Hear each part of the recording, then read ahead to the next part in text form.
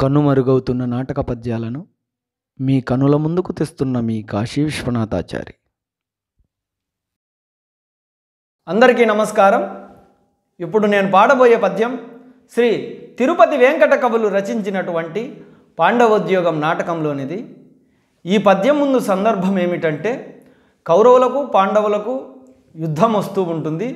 రణసహాయం కోసం కౌరవుల పక్షాన దుర్యోధనుడు, పాండవుల పక్షాన అర్జునుడు కృష్ణుణ్ణి రణసహాయం కోరడం జరిగింటుంది. అయితే కృష్ణుడు ఇరువురికి బంధువు కావడం వలన భాగాలు ఏర్పరచడం వల్ల మొత్తం కృష్ణుని సేనంతా దుర్యోధనునికి, కృష్ణుడు మాత్రం పాండవుల పక్షానికి రావడం జరిగి ఉంటుంది. అయితే కౌరవ సభకు కృష్ణుణ్ణి పాండవులు రాయబారిగా పంపించాలని సన్నాహాలు చేస్తూ ఉంటారు. అక్కడ శ్రీకృష్ణుడు ధర్మరాజుతో చెప్పే పద్యం ఇది.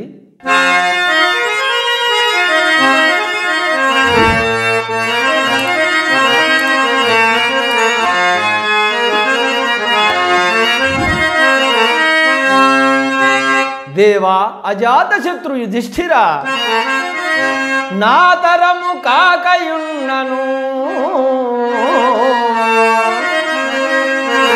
చేతులు జోడించుకొనుచు చేసెదదాని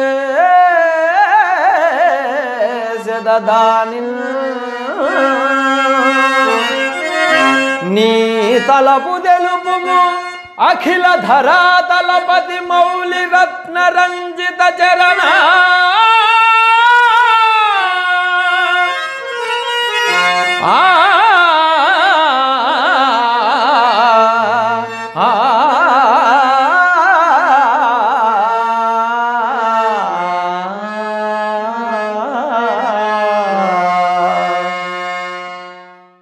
ఇక ఈ పద్యం యొక్క భావం ఏమిటంటే, నా తరము కాకయున్నను చేతులు జోడించుకొనుచు చేసేద దానిని.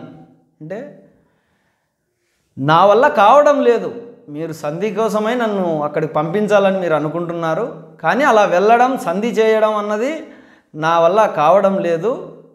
అయినను మీ పక్షానికి వచ్చినాను కాబట్టి చేతులు జోడించుకొనుచు చేసేద దానిని, అంటే మీరు చెప్పే పని నేను చేస్తాను, చేతులు కట్టుకొని లేదా నమస్కరించి చేస్తాను అని చేసేది. దానిని నీ తలపు తెలుపుము, అంటే నీ యొక్క మనసులో ఏముందో తెలుపుము అని ధర్మరాజుతో శ్రీకృష్ణుడు చెప్పేది. నీ తలపు తెలుపుము అఖిల ధరాతలపతి, అంటే అఖిల అంటే సమస్త, ధరాతలపతి అంటే మొత్తం భూమి యొక్క రాజు అని, అఖిల ధరాతలపతి మౌలి రత్నరంజిత చరణ, అంటే ఈ భూమండలాన్నంతా ఏలే రాజుల యొక్క శిరస్సుపై రత్నంలా నీ పాదాలను, అంటే నీ చరణాలను అలంకరించుకునేటువంటి చరణాలు కలిగినటువంటి వాడా అని ఆ పాదం యొక్క అర్థం. అంటే ఇక్కడ మొత్తం అంటే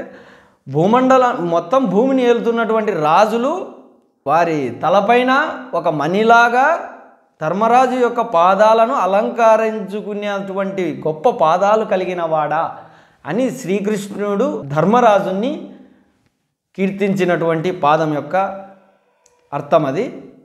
ఇది నేను సేకరించినంతటి వరకు ఈ పద్యం యొక్క భావం. నేను వివరించిన దాంట్లో ఎక్కడైనా తప్పుగా ఉంటే తెలిసిన వారు పెద్దలు క్షమించి తెలియజేయవలసిందిగా ప్రార్థన.